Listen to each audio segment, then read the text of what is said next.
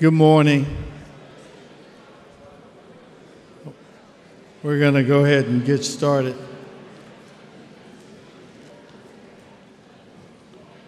As most of you know that there were two task forces put together by past President Stout, and those task forces were put together to look at the overall business and practices as well as what we were doing after the incident. And President Stout appointed two task forces outside of the AAU and felt that we should not be investigating our own agency, so he went outside and sought outside people that would look at our organization and come back with recommendations. Before I get started, here sitting at the table is Byron Southern, our General Counsel, James Parker, our Director of Operations, Julie. She Welch is with LexisNexis, and I know you have a lot of questions for her, and that'll be at the end of the session. Albert Boone is with our Compliance Department. Jackie Markham is with our Membership Department, and Jan Lyon is our Director of our Compliance Department. And hopefully most of you know who I am, since all of the debate was about me this morning, so we were, okay. But those task force recommendations, they came back, and those recommendations were the culture of the AAU, the protocols, the screening, participation, training, and reporting. The culture, the AAU should establish and foster a culture that clearly and explicitly make child protection an overarching value and priority. Protocols. The AAU should adopt clear policies, procedures, and protocols to protect children from abuse and exploitation to the fullest extent possible. Screening. The AAU should implement significant screening procedures for all adults who participate in AAU activities to help identify and eliminate individuals who may pose a threat to our participants. Participation. Participation in AAU activity is a privilege, not a right. Reporting.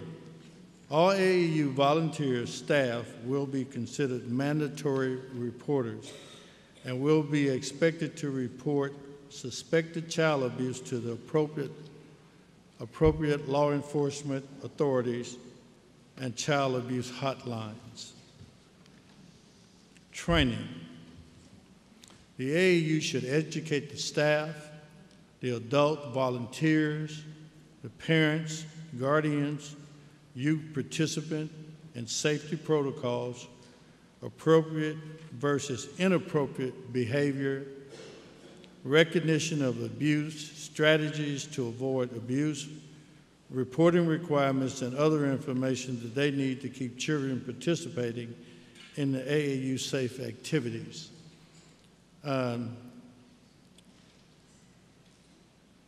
When this incident occurred, we started receiving phone calls from about 20 agencies that wanted to do our background checks. I brought in, narrowed it down to 10 agencies. Myself, along with members of the staff, we interviewed those agencies. we felt at the end of all the interviews with all the agencies that submitted proposals that we finally came up with a decision that meet our needs, and that was LexisNexis. I felt that they were the best agency to fit. They really wanted our business, and they were a well-known organization throughout the country. Most of the courts and attorneys use LexisNexis for research. If you're an attorney or you're in courts, LexisNexis is one of the best organizations for research. So I felt that LexisNexis was our choice, and we chose them, and we're glad to have a partnership with LexisNexis. Now I will turn it over to Jackie Markham.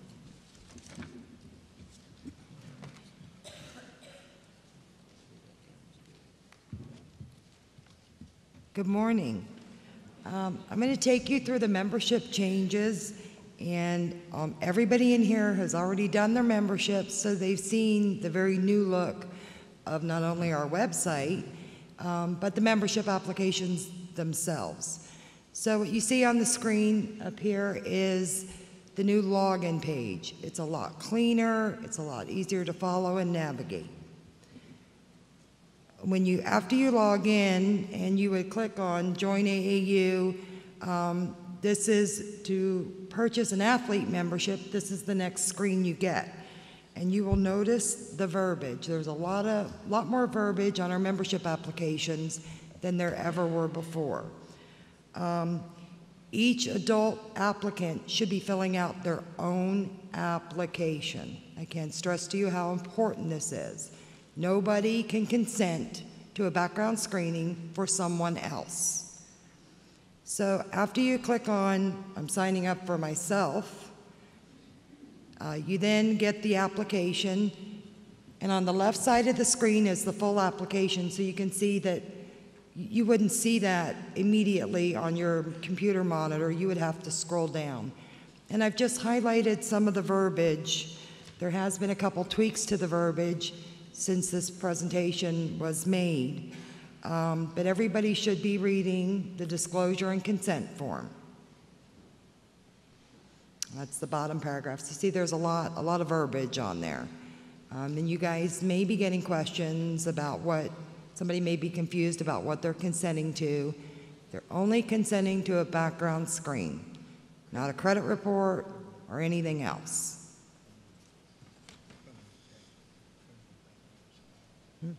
A criminal background screen. Okay, and then we move to the club applications, and again, there's new verbiage on the club applications. We have finally laid to rest the age-old question, the chicken or the egg. I think the chicken comes first. Might not be a regular chicken, but you do have to purchase the either adult athlete or non-athlete membership first. It has to be cleared from the background screen and assigned a membership number before you can move on and purchase a club. And this is very new for our members because we've never done this before. Most people would go get the club first, but they will get stuck because, as you can see on the club application, it requires that membership ID. So if you look on the left-hand side of the screen, after they put in the club information, they're required to put in their membership ID and zip code, and then the screen kind of autofills with their information. Okay, and you can see new verbiage on the club application.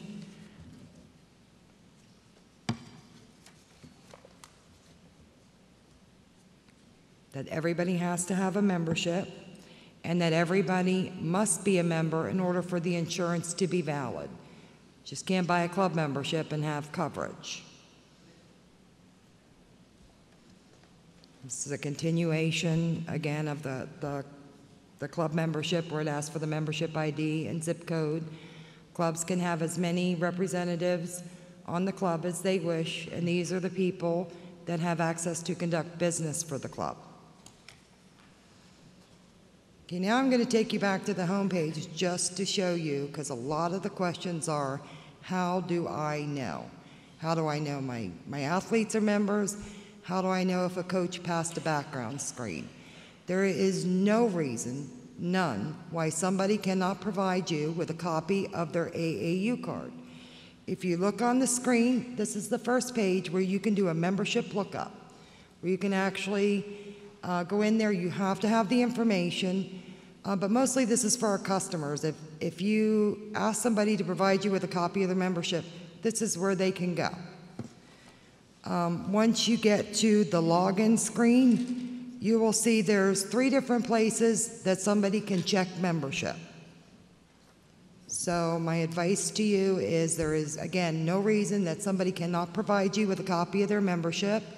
If it is a coach or an adult athlete, it may be because they haven't submitted to the background screen or it has not cleared yet, and they should not be participating.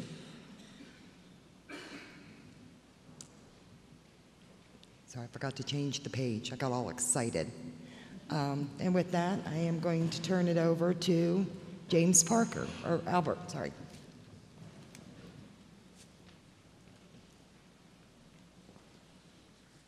Good morning. As previously mentioned, the Youth Protection Handbook was developed based off of the recommendations of the task force that was formed. The AAU is committed to improving the development and safety and welfare of the athletes and participants that we all involved with. This handbook was published as a resource to guide you all and the folks in your district, your coaches, members that are part of the events that you put on, to help guide them in the development and implementation and internal review of effective athlete welfare and misconduct prevention strategies for AAU leadership and its members.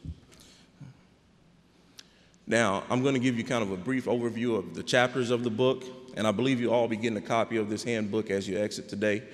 But we just kind of want to give you an overview of what's inside so that when you go to look through it, you'll know what you're looking at, what you're looking for, things of that nature. The chapters in the book are Chapter 1, Screening Staff Members and Volunteers. This talks about the screening process, what all takes place, what we're looking for, and things of that nature. Chapter 2 is the Athlete Protection Guidelines. That's kind of going to get into the no one-on-one interaction, what types of one-on-one interaction are prohibited, things of that nature. Chapter 3 is the Managing Training and Competition. Kind of gives you some guidelines on travel policies, locker room policies, things of that nature. And then Chapter 4 is Reporting Guidelines. When you see something or know of something or hear of something, how do you report it? Who do you report it to? When do you report it? Those types of things. So now I'm going to turn it over to James Parker, and he can talk a little bit more in depth about each chapter. Thanks, Albert. The key thing to know about this handbook is that we didn't come up with all this stuff on our own. We worked with several different organizations. We tapped into the knowledge of our president, Henry Force, as well, with his background in law enforcement. We utilized some of the information that we got from the task force to kind of gather this book together. So there's many organizations that we work with to kind of put together a best practices book. So the first chapter on the screening of the staff, I mean, it's very, very simple. It kind of just lays out that in order to be a member of the AAU, staff members, coaches, volunteer leadership, event organizers have to go through the process and have to submit to a background check. So far, we heard a lot of negative initially saying that when we start doing this, we're going to lose membership. And that has not happened. We're actually up currently right now with non-athlete memberships. Compared from today to last year. So our membership is actually going up, and we're actually getting a lot of praises for the process that people are going through in order to get this thing done. Next thing, the criminal background checks are going to be done on a yearly basis. So every single time someone gets membership, they'll have to submit to this background check. And the age that we're using is 21. Anybody who wants to be a member of the AAU who is 21 or older will have to submit to this background check. We also have information in this chapter that says during that particular year, if something happens where you get arrested or convicted of anything, you have to disclose that information as well. Next chapter is Chapter 2, Athlete Protection Guidelines. We are making a commitment to ensure and to create a safer and a positive environment for our athletes.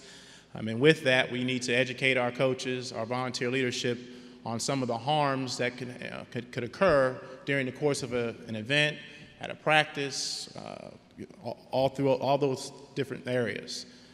So this chapter kind of delves into things that are appropriate and not appropriate, what we are considering misconduct. Some of this stuff sounds very, when you look at it, you'll say, well, that's common sense, but there are situations that you're put in that are not always common sense. One of the things that we're going to work with is the peer-to-peer interactions. Coaches making sure that, you may have, a club that has boys and girls in it, and you want to make sure that the boys are acting appropriately towards the girls and vice versa, and that we're watching what's going on within that environment so that everybody feels safe and there's no any type of sexual harassment situations going on, dirty jokes, things of that nature that are happening during that course. When you get into some of the misconduct, you look at all the different areas of misconduct, from emotional to physical, sexual bullying. Some of these things, such as verbal acts, physical intimidation, are things that we want to discourage. We want to make sure we discourage certain physical contact, such as it could be something as simple as denying athletes water during the course of a practice. I mean, we've heard many cases. Well, that sounds kind of crazy, but many times coaches use that as a tactic to inspire the players. We want to make sure that we kind of discourage that type of behavior. We're not asking anybody in this room to do any type of investigating. All we're asking people to do is, if you see something or hear anything, that you report it, and we'll let the proper authorities go through that process of what's right and what's wrong. Chapter 3, managing and training and the competition. During this process, any type of practice or any type of event, we want to make sure we try to limit the one-on-one interactions. And what we mean by that is, if, for instance, at a practice, a parent doesn't pick up that particular player, and the coach says, all right, I'll take you home, Johnny. As a coach, you might want to make sure you have somebody else with you, either another coach or another athlete, because things could occur, whether or not that, we're not saying that all our coaches are going to do anything to that particular athlete, but we want to make sure you safeguard not only the athlete, but the coach, because many coaches have been put in situations where things were said or took out of conduct, and the authorities are called, and the coach is saying, well, none of that stuff happened. I didn't say any of those things. I didn't touch that person. If you have somebody else there that's a witness, that's going to help that situation if somebody ever gets in that situation. So when you go through here, it talks about individual meetings, training sessions. A lot of people do individual training. We're not saying not to do that. We're saying either maybe have somebody else there with you. Make sure that the parent knows that you're doing individual training. Get sign off from the parent. Many times parents will find out you're doing individual training from what we've learned and not know it, and then that causes some friction in that particular relationship you have. Some of the stuff that's appropriate physical contact, if you look into it, has to happen in a public forum in front of different people. It can't be anything of, any kind of sexual intimacies or anything of that nature that's going on. And I know a lot of this sounds, things that, we're looking at saying, well, that's common sense, but in this day and age, we have to be overly careful, and we have to create an environment that this is not going to happen. And it's more for not only our coaches, but also the parents as well, to educate them. And, our president has actually, with Albert, and we hired another person, Charles, that's going to actually take this book. We're going to have it online, be offered to all of our coaches. We're going to do things within your districts and work with some of the governors and sport directors to do seminars within your districts, national championship events. We're going to try to do things on the website, such as webinars. So it's going to be continuing education. We're not looking at this as a rule book where if you see something, you find it in here, and you say, all right, they did this wrong, let's zap them. It's more of a culture change, if you will, of educating everybody to make sure we safeguard all of our children. In continuation with that, with the advent of social media, we actually have some information here on how that should be handled. Whether or not a coach should have a player's Facebook page? Should I personally, my personal Facebook page, be associated with one of my athletes' personal Facebook page? We're looking at that as an area that you should not have. If you have a team page and you're putting information on your team page that suggests things such as practice times and training tips and things of that nature, that's good. That's okay. We want to, with Twitter and following the different athletes, you want to make sure that doesn't happen as well. We talked about email, text messaging. Anytime a text message is sent to an athlete, the parent should be on that text message as well, just to make sure that everything is above ground and that the text message is actually professional in nature. Locker room areas, the same thing. We actually have in this actual manual some guidelines on proper etiquette in the locker room. We have guidelines on creating a travel policy. We had a situation this summer where a parent called and said, I believe my son is in Orlando, I'm not sure. Could you guys go to court 12? Because I told him not to go to Orlando, and he was in Orlando. And she sent $300 and said, put him on a plane.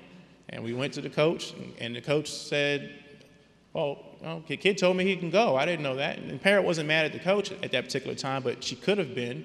So we want to make sure the coaches understand, hey, you might want to put together a travel policy, some type of form that you give to the parents that you personally see them sign saying, you understand that I'm taking your son or daughter to wherever for an event, so that they stay out of harm's way there. So those type of things are very important to us creating this culture.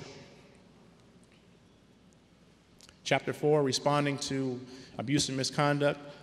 Jan Lyons is going to go into that in detail when she comes up. But we're going to have reporting guidelines on who to report to, how the report should be laid out. We actually created a form that can be filled out, that anonymously can be filled out by people, because we understand that sometimes when things happen, people are afraid to talk, especially athletes. And that's one big portion of this, is to be able to educate our athletes on it's okay to tell. If you have any situation that's occurring that you think might not be right, let somebody know, and the proper authorities will dictate whether or not that behavior is correct or not. Like I said before, we have an appendix that's going to go over the different definitions, frequently asked questions. It's going to have sample guidelines for the coaches to actually use. So we want this book really to be something that our coaches, our athletes, our parents can utilize to create a safer environment. We're not using this as a scare tactic, like, oh my God, all these things, bad things are happening. We just want to be able to educate and keep a safer environment. So the actual book will be passed out at the end of this meeting. You'll be able to pick it up on your way out. If you have any questions on it, please give us a call. It'll be something that we ever changing. Each year we'll probably add different things to it, take some things out that might not work. And then we're going to be working with each of you to creatively figure out how we get this information out. We're not going to just post it on the website and that's it. That's not going to do anything for us, because we know our coaches are not just going to go to that and just start reading through it. Some will, but for the most part, we have to break this information down, get it out in small chunks, so that we can, kind of change and foster a better environment. I will now pass the microphone over to Julie with LexisNexis, and she's going to kind of go through the process that we go through as far as submitting a background check and how that all works. Julie?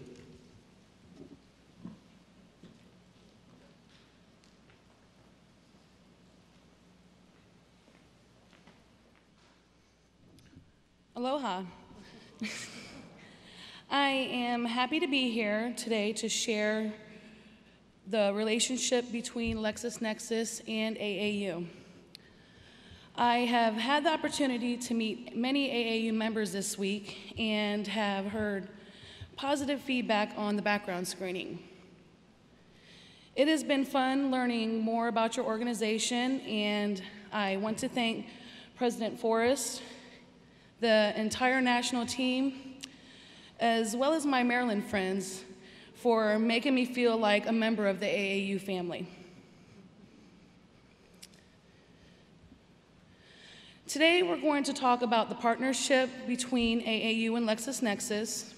I'm going to review some information from our nonprofit audit and follow up with some industry trends and an overview, as well as some frequently asked questions. LexisNexis is very excited to partner with AAU. As a parent of 2 small children, it is important to me to be sure that people that work with my children are screened. I'm sure that some of you have had children that have participated in AAU, and we really want to bring everyone peace of mind knowing that your coaches and your volunteers have been screened. LexisNexis is dedicated to your long-term success. We have a nonprofit resource center to help you identify, share, and implement your best practices. We prepare and conduct quarterly and annual business reviews to make sure our services are meeting your needs.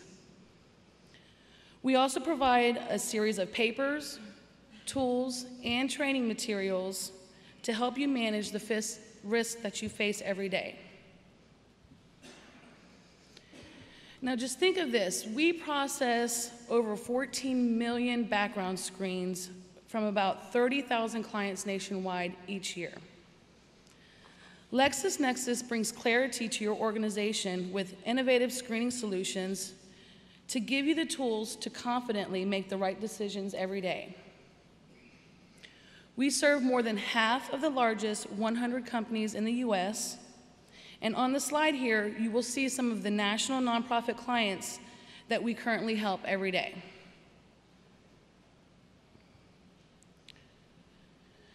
Now, LexisNexis was recently given the Safety Act approval. We were the first organization to be Safety Act approved by the Department of Homeland Security. This seal denotes LexisNexis as a qualified anti-terrorism technology.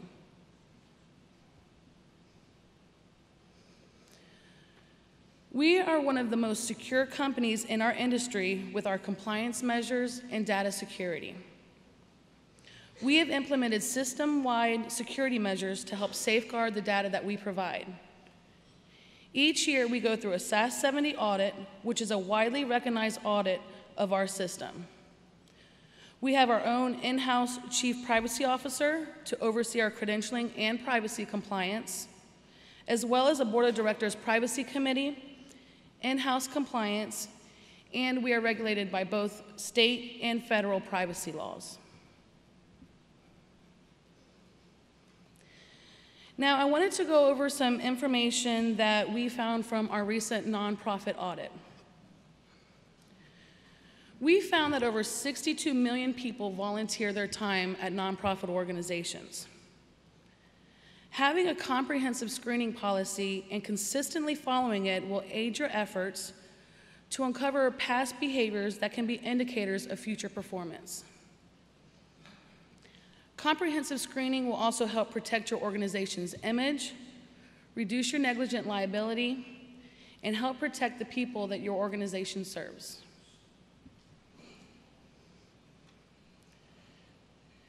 Now, you can probably think of 2 or 3 incidents that are similar to the Jerry Sandusky at Penn State.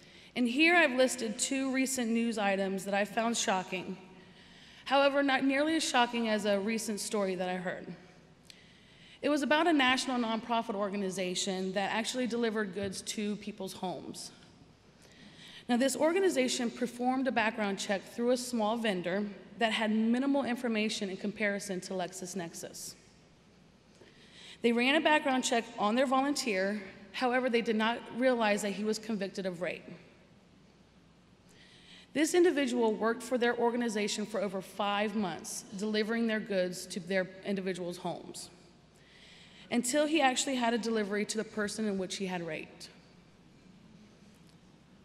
Well, of course, the police were involved, and we're going through settlements with that now for the volunteer. But what I'm trying to say here is, had this organization used LexisNexis for their background screens, they wouldn't have had this huge negative incident to their organization. This really shows the importance of using a top-level screening company to ensure that your youth are protected. Now, just because somebody has a criminal record, does that mean that they pose a threat? I would say absolutely not. However, some people have serious offenses, and many continue to offend. You want to keep these individuals from volunteering in your organization. Over 45% of prisoners released in 1999 were reincarcerated within 3 years. Now that's almost half. Also, sex offenders are 4 times more likely to be rearrested after they're released from prison. Now I wanted to review some more information about what we actually found from our nonprofit audit. This was an audit that we did over a 5-year period from 2007 through 2011, in which we ran over 5 million searches. Of these searches, we found more than 470,000 people with criminal convictions. Now, I know this seems pretty scary. However, I do have some good news. Hit rates are steadily dropping. Basically, word is getting out that if you attempt to volunteer, you will get caught if you have a conviction in your past. Basically, it means no more easy access. Here are some additional details that we found from our audit. It's pretty staggering, but can you imagine? On average, every 43 hours, a registered sex offender tries to obtain a volunteer position. Now, just to show you the trend that I referred to earlier, this shows how the hit rates have decreased year over year. Now, I wanted to go over some industry trends and an overview and follow up with some frequently asked questions.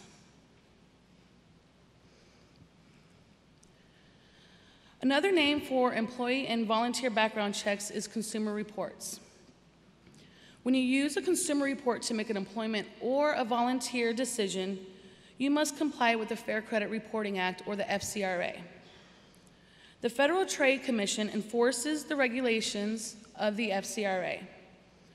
This basically states that volunteers are treated the same as employees under the FCRA.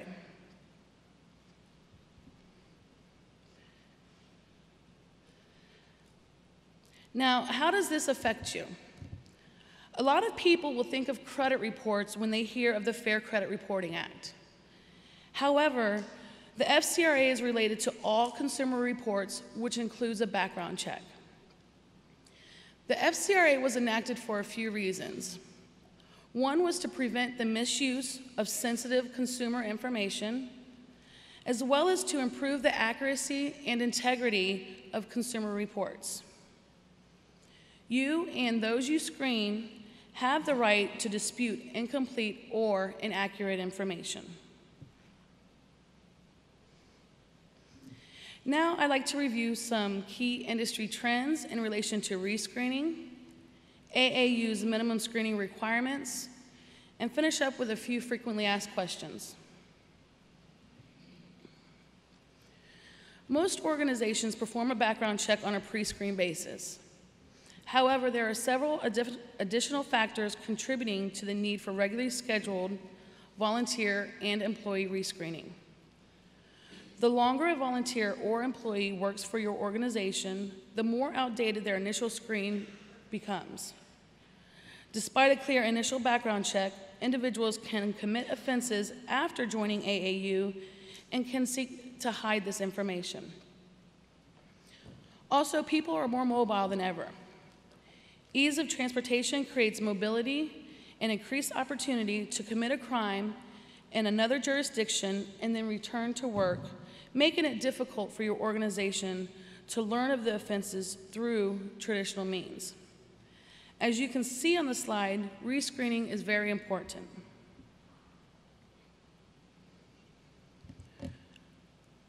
Rescreening your volunteers and employees on a yearly basis will keep you informed of the individuals involved in your organization. We have created a seamless, integrated process to automatically screen your volunteers when they re-register their membership. Rescreening increases program effectiveness, gives you a strong peace of mind, as well as reducing your risk.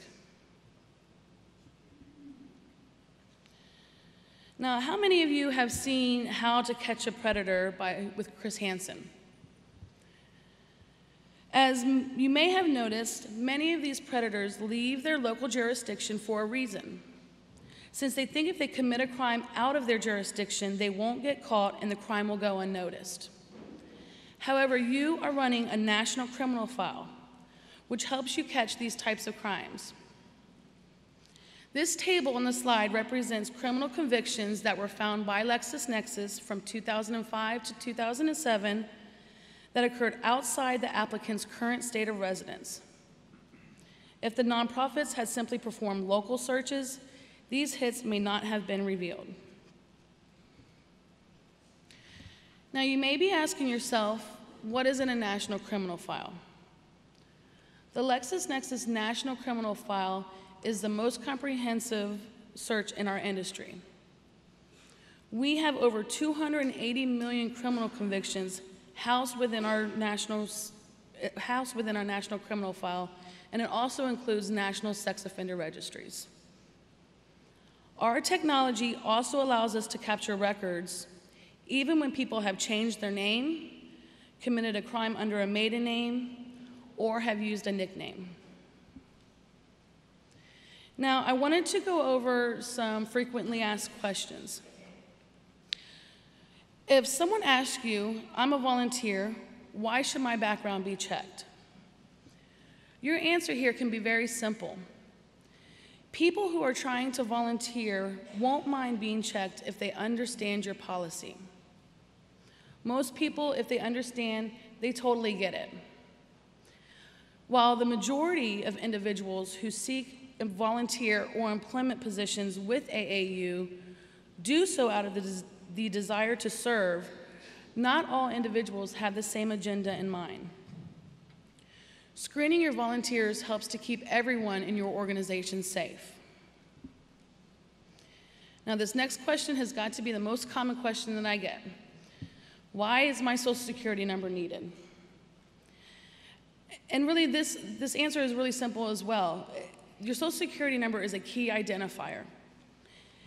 It helps us to ensure that we are running the background check on the correct person, and it also helps to provide additional names that we run through the National Criminal File search.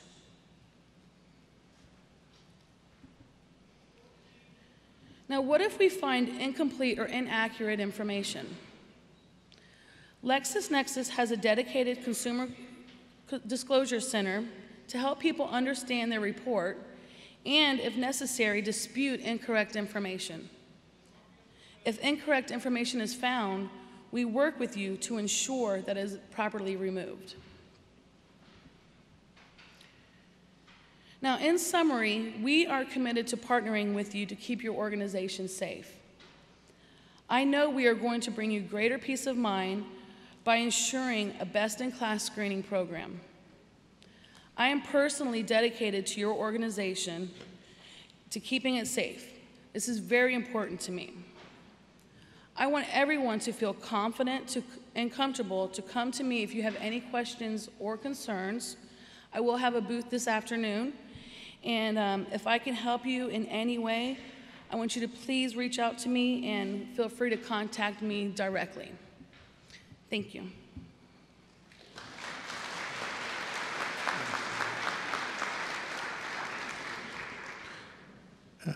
I left it off the agenda. I'll take blame, but we changed the language we got with LexisNexis because of some concerns we had, and our members had concerns on certain language.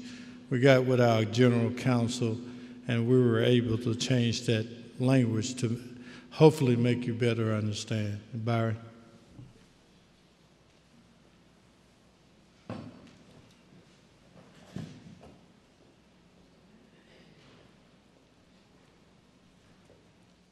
Morning. The AAU has received several calls since we've started this process in regard to people asking about why their credit was being checked. We're neophytes at this, but LexisNexis is not.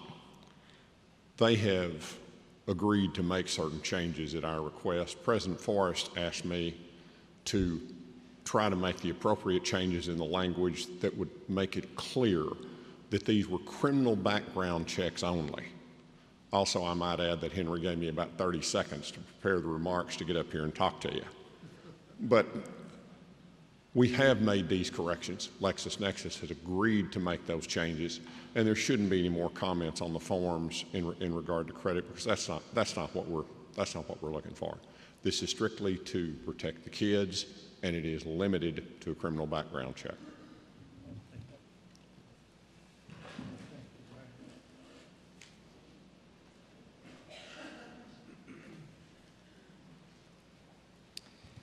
Well, everybody's already good morning to you and aloha to you, but just want to add my greetings to you. We all need to realize that, today we're at a new launching point. And this is something that President Forrest is very committed to because of his experience with law enforcement.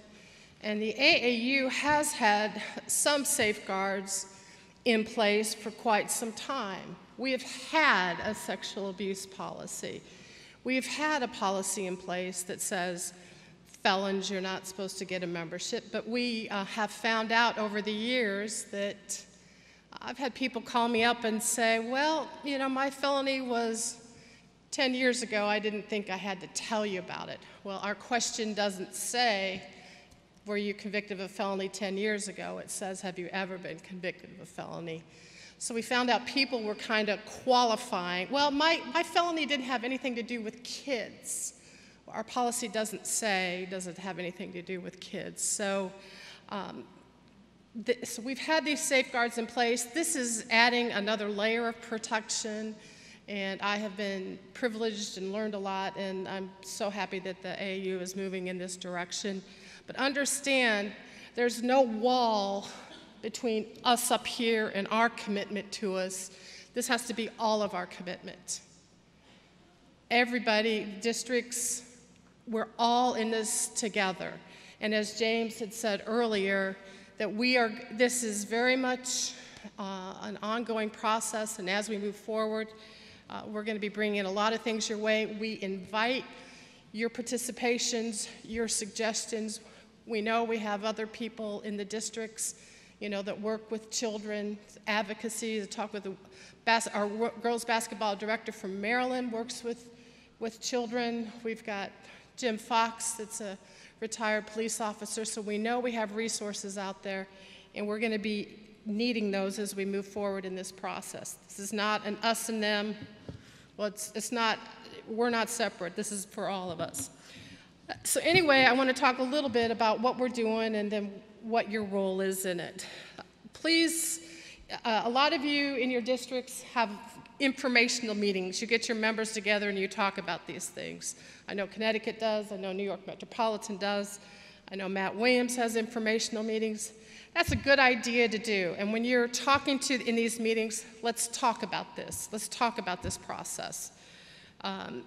Understand that when a person goes to our website to obtain a membership, they need all of their information. They can't, the form will not go forward if you do not have your social security number, if you do not have your phone numbers, have all that information.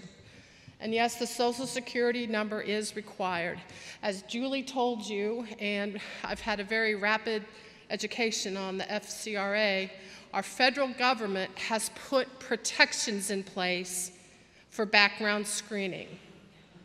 It is regulated through the Federal Trade Commission. They don't distinguish between Coca-Cola getting a background check for their employees and the AAU getting a background check for their volunteers. And so all of their federal regulations are set up and designed that way and to protect Social Security numbers. Yes, we hear frequently about identity theft and all that. The FBI got hacked. But we are going to take every single measure. We check every day for attacks on our database. I'm sure LexisNexis does as well. So we're very aware of that. We're very concerned about it, and we want to protect it too. When someone goes to our website to get their non-athlete membership or adult athlete membership, the average turnaround time on the background screen is 10 hours. It can be as quick as 2, and we have had some that have taken up to a month. I said 2 or 3 weeks here. We've found a couple that have been of the month. We found that Windows screen, that length of time increases when a case gets disputed. So I have a common name, Jane Smith, and there's probably a lot of Jane Smiths that share my birth date. It's probably going to take a little bit longer for that screen to go through. And then if the information comes back with the wrong Jane Smith, as Julie says, they will work with you to get it straightened out, but there's another window of time that extends that. Gonna go some behind. Okay, the AAU, we are screening for felony convictions, sexual misconduct convictions, whether it's a misdemeanor or a felony, and we're looking for a significant history of criminal activity, which does include misdemeanors. People familiar with the court system knows in a lot of cases convictions can get pled down. It might have started out as a felony that gets pled to that. If we see a string of that, that's what we're looking for. Mentioned a little bit before, what are the delays? What causes the delays in the screening? Common last name is a big one. The state and county where the person lives is a big one. One of the real assets in using LexisNexis is because their database is so big. So every time any of those other entities you saw on Julie's screen gets a background check, that gets deposited in their data bank, and we get the benefit of that. But there are some states and there are some counties that they have to actually send somebody out to the courthouse to check. So we have no control of that. LexisNexis has no control of that. That's one of the things we have to work with. The other thing is that LexisNexis does, as an abundance of caution, if something comes back as a hit or a negative on it, they're going to recheck that just to make sure. So those are some of the types of things that can cause delays for that. We do know that there are some people have had what we call a false positive, which means I have a common name, Jan Lyon. Somebody else named Jan Lyon did something terrible. It wasn't me. I can dispute that with LexisNexis. Once if something does come up from their background, here's what happens, and this is regulated by law. First, we have to send a letter out to that individual, and we have to say, Jan Lyon, we have found something in your background. If this is not you, you have 5 to 10 days to dispute this with us. We call that a pre-adverse action letter. If I don't respond within that window of time, there's a second letter sent out, and this letter will tell that person that they are not eligible for membership. So anyway, if anyone in your district, what I want to emphasize here is you all are the leaders. Anybody in your district that's doing anything needs to have a membership. We've sent several emails out already this year. There shouldn't be anybody really that doesn't have one. When you go back home, if all your sport directors or all your officers aren't here, if you're the governor, please check with everybody to make sure that they have their leadership. You need to get that down to everybody, even if, like your finance director, or your finance chair, all those people have to have memberships in the AAU. We need you all to commit, and we need you all to help follow through in that process for us. If you can, these are just some ideas. This isn't anything you're required to do, but if you could assign somebody in your district to follow through and see if everybody has a membership, that would be great. Get all your district sport directors together and talk about this and how they can do it within their sport committees. And then send out district e-blasts to all your memberships. The same thing with your district sport directors. Hold informational meetings for your clubs. The other thing is that your district sport directors can send out e-blasts too. Oops, I think I pressed the button too much time. Before you end, comment on the adults, why we Okay. do adults and tell about the example. Yeah. We want you to know that even if a person fails, and let me just tell you a little bit of what we did. In working with Henry, we had to fill out what we called a matrix, and we had to list what types of crimes that we were looking at. And it was pretty easy with felonies because our current policy says anybody that has any kind of felony is not immediately eligible for membership. We said anybody that has a felony charge that's pending, because we had that last year. I can tell you in the state of Florida, we had a basketball coach that once he had a membership, got charged with murdering his wife. And then we looked at certain kinds of misdemeanors, obviously any kind of sexual misconduct. Certain misdemeanors that were violent misdemeanors, we looked at those as well. But we wanted to get a series of them, maybe not just a one-time case. So if a person is not allowed membership through LexisNexis, and they've gotten that second letter from LexisNexis, it says that they can contact the compliance department. And we have had the reviewed membership process in place for quite some time. And Albert is kind of our point person on that. So anybody that fails has the opportunity to have their membership reviewed. We understand that some people committed a felony maybe 24 years ago, and it was a financial felony. We had one guy that had a felony conviction because he liked to call 911. So we understand that there are those types of felonies where there's not a threat to the athletes. So that's why we have this process in place, and I think, I don't know if Rod Seifert kind of alluded to it the other day, I think in the board of directors meetings, because the NCAA with their screening process has no appeal process. We got contacted by, I think, an association of defense attorneys out of Washington, D.C., and they were very concerned. But when they found out that we had a process that does let somebody go through and have membership considered even though they have a felony conviction, they were very much relieved to hear that. I'll let you know that we have never allowed membership for anybody that's had any kind of sexual misconduct conviction. Most of the people that we have allowed membership with felony convictions have been white-collar crimes and things like that. So anyway, if you have any questions on that, Albert's our point person. We have materials that we have together. The other thing that Henry just wanted me to mention to you is when we looked at this policy, we adopted it for all adult athletes. And let me tell you that your officers and the board, there's a lot of give and take. This is our first year. We're learning from this. But this is the reason why.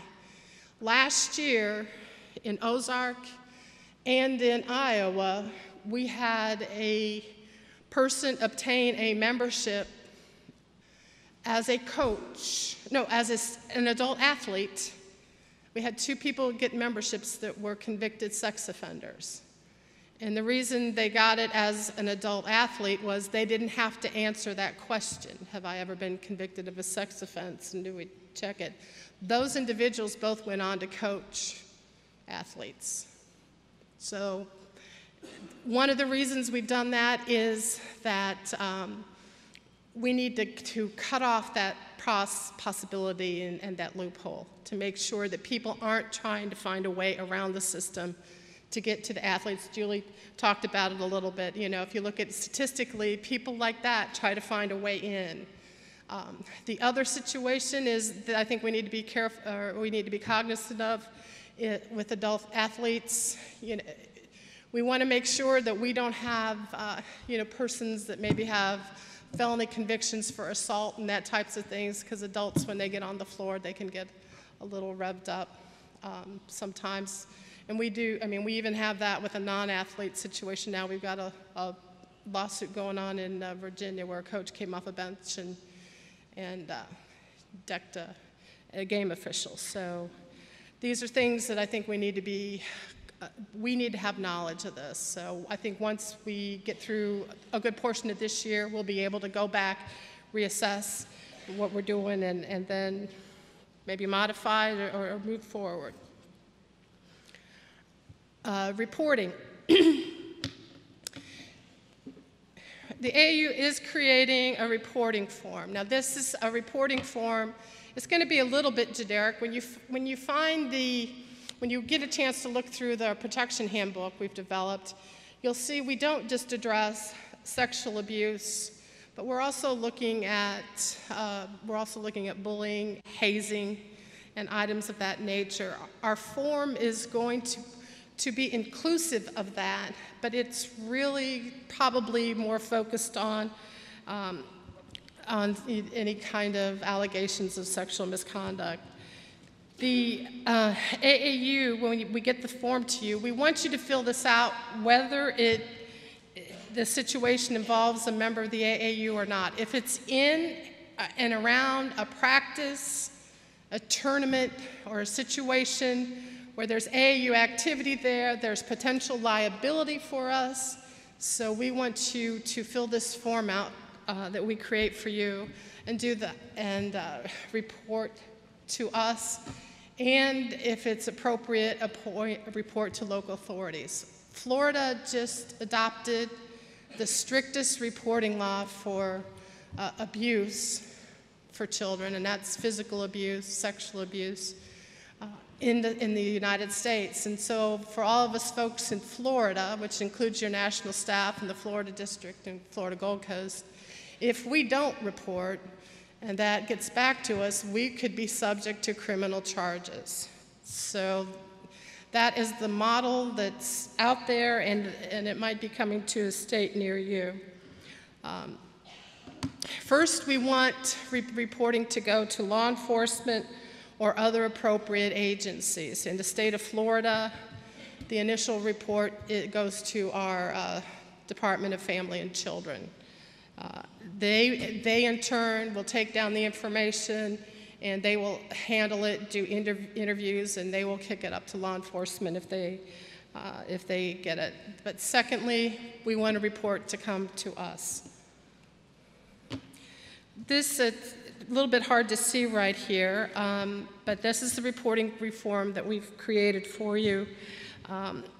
We would like it to be complete as possible. We would like to, I know in some states if you go straight to a hotline, you can keep an anonymous report, but we're going to ask the person put a name on this so that we can follow up if we need to. We do not.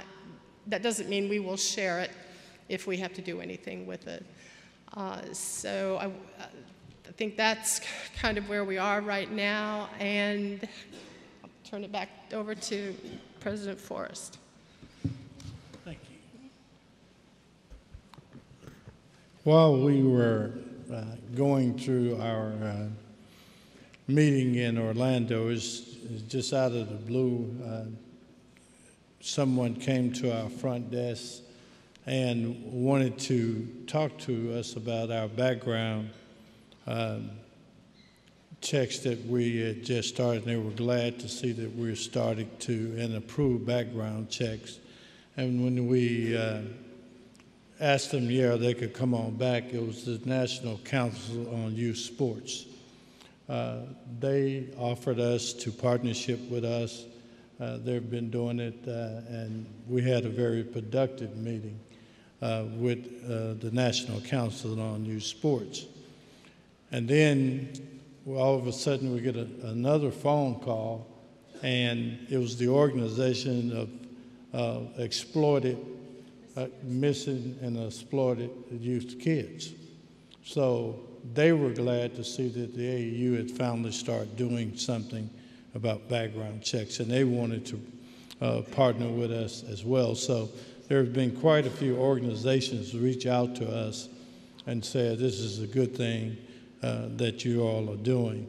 I know sometimes that, you know, I've had the calls and of why we can modify and adjust, but in our first year, we had to set it up this way, and we can always modify it. I was telling the board of directors the other day, because of the situation that occurred last Friday, we're getting ready to, Friday, I've been here so long, Friday, before we got here, we got a phone call from the Bloomberg News Agency. The Boy Scouts of America has just released their files, some files that were hidden somewhere on the Boy Scout leaders that had criminal convictions for child abuse. And they released those files.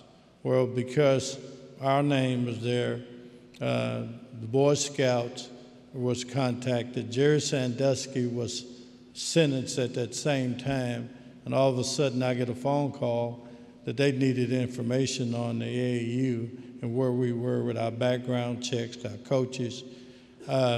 So I contacted Jan and sent a message back that all our officers were headed to our convention in Hawaii and that we would get back to them as soon as we got back. And they said, that's not good enough. We need an answer now. So Jan and I spent all of last Friday putting together an answer that satisfied Bloomberg that the AAU was doing what we were supposed to do. And we came back with a positive statement that, along with Jan, that I had issued that the AAU stand behind what we're doing. So again, thank you for attending. Julie says she will stick around, and if you have questions, she'll stick around and answer your questions this morning, and she'll have a booth as well if you want to talk to her this afternoon. But thank you all for attending. It was really short, and hopefully you can grab lunch and stuff before we get here. But thank you all.